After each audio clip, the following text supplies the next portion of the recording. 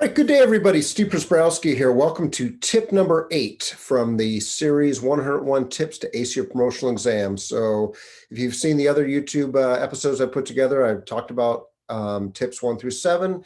Now let's get into 8 and what that has to offer. So as a reminder, my website, code3firetrain.com, has a free stuff link on it with a lot of great information to help you be the best you can be, as well as help you be a great mentor towards somebody else. So lots of good resources there, as well as my contact information. All right.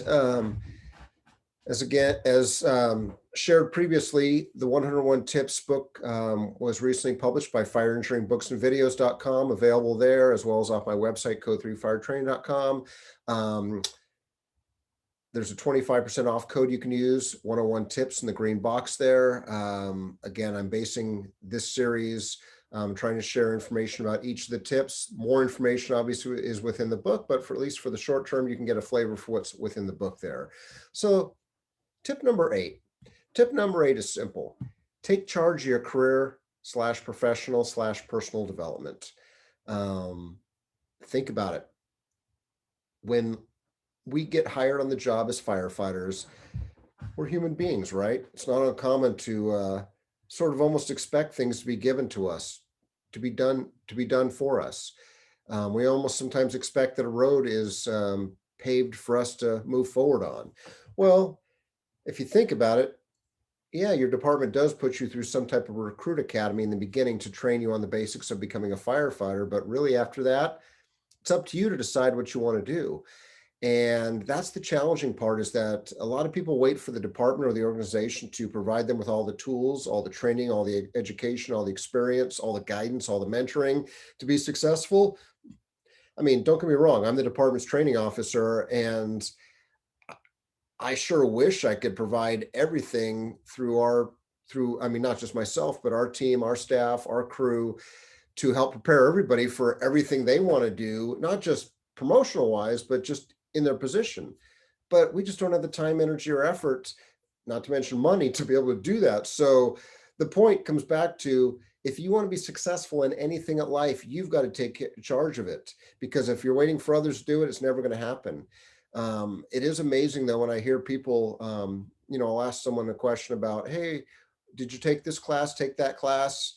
As I know they're preparing for a promotional exam. And a lot of times people say, well, no, I didn't, I'm not going to take it. I didn't want to drive, a half hour or an hour out of my way to take the class because I heard the department's going to be offering it.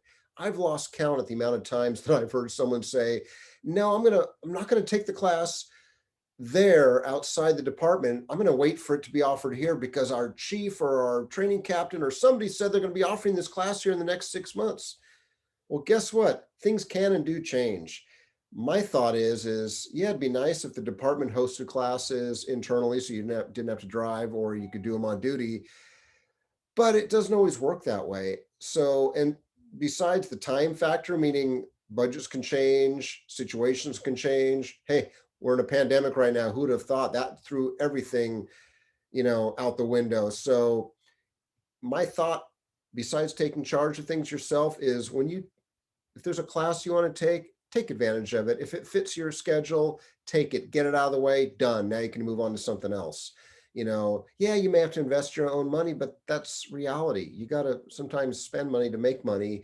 And it's not just spending money, it's investing in your future and investing in yourself, and ultimately those you're fortunate to lead and serve. So take charge of your career, professional and personal development. Lots of great tips, not just in the book, but also my website. So if you've paid attention to some of the previous episodes, or if you've had a chance to check the book out, I have not just my own thoughts and ideas in there and suggestions, but also others, which we call voices of experience.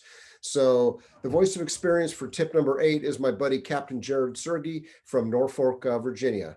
He is a good, solid dude. Last year, he put out this book here, No Nonsense Leadership. I encourage you to check it out. No Nonsense Leadership. I mean, it's an easy read. God, I think it's only about 140, 50 pages. Easy, quick read, a lot of good nuggets in there for anyone across the country to be the best leader they can be, regardless of rank. So check that out. He's a good, solid dude there. But that said, In a future tip, number 15, which will be a few weeks away, I'll discuss more about creating and implementing your career development roadmap and your action plan. So we've touched on goals and objectives. Um, Hopefully I've inspired and motivated you enough to take charge of your own career development if you haven't done so already.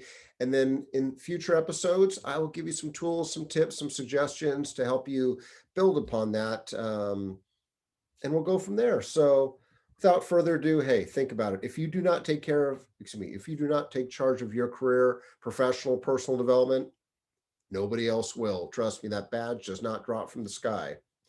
Hasn't hit me in the head yet. So hey, as always, thank you very much for the gift of your time. My contact information, my cell phone and email address are on my website, and then obviously my social media footprint. Feel free to reach out if I can ever be of assistance. So until the next episode or until our past meet again, y'all take care, be safe, and we'll hopefully see you sooner than later. Have a great day, everybody.